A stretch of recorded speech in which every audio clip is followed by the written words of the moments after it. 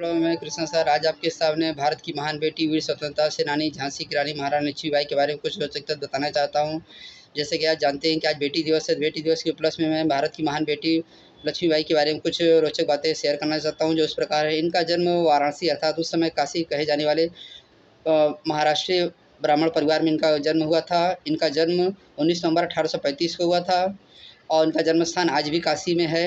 और कहा जाता है कि इनके पिता का नाम मोरोपंत तांबे और माता का नाम भागीरथी बाई था और जन्म के 4 वर्ष के भीतर ही इनकी माँ की मृत्यु हो गई। तब इनके पालन पोषण इनके पिता ने किया और जहाँ भी जाते थे इनके पिता इनको इनके साथ लेके जाते थे। बचपन से ही प्रतिभाशाली थी, प्रतिभावान थी, अर्थात इन्होंने सैनिक योग्यता, घुड़सवारी, तलवारबाजी, वेद, पुराण, संस्कृत, यहाँ तक कि कहा जाता है कि इनको अंग्रेजी का भी अच्छा ज्ञान था और इनके पिता ने इनका नाम मनकणका रखा था। ये सभी के लिए बड़ी लाड प्यार वाली थी और इनको छबीली भी कहकर पुकारा जाता था। अच्छा दोस्तों, 1851 में इनका विवाह झांसी के राजा गंगाधर राव से हुआ था। झांसी के राजा गंगाधर राव बराबर इनके घर आते जाते थे और इनकी प्रतिभा से प्रभावित होकर के इन्होंने विवाह का प्रस्ताव मोरोपंत तांबे से रखा और मोरोपंत तांबे ने खुशी खुशी स्वीकार कर लिया और 1851 में इनका विवाह हो गया और ये झांसी की रानी बन गई और बाद में इनका नाम लक्ष्मीबाई पड़ा।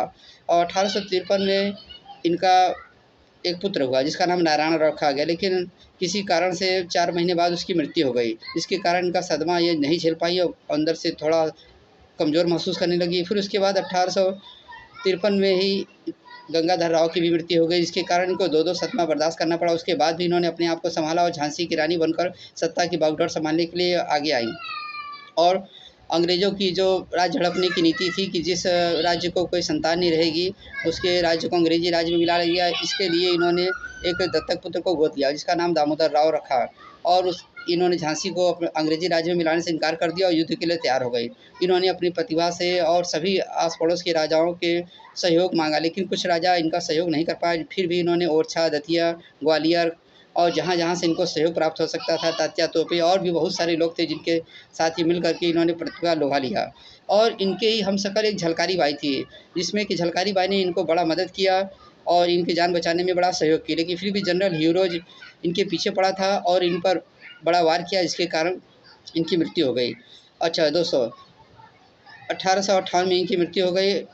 19 जून 1858 में इनकी मृत्यु हो गई, लेकिन ये आज हमारे बीच नहीं है। लेकिन फिर भी लोग कहते हैं कि बुंदेले हर बोलो के मुँह हमने सुनी कहानी थी, खूब लड़ी मर्दानी, वो तो झांसी वाली रानी थी। इनकी समाधि गंगा दास की कुटिया के पास बनी हुई है, वहीं पर इनका अंतिम संस्कार किया गया। लेकिन आज भी महारानी लक्ष्मीबाई हम भारतीय लोगों के मन में, विचार में, संकल्प में और कण-कण में लक्ष्मीबाई जीवित हैं।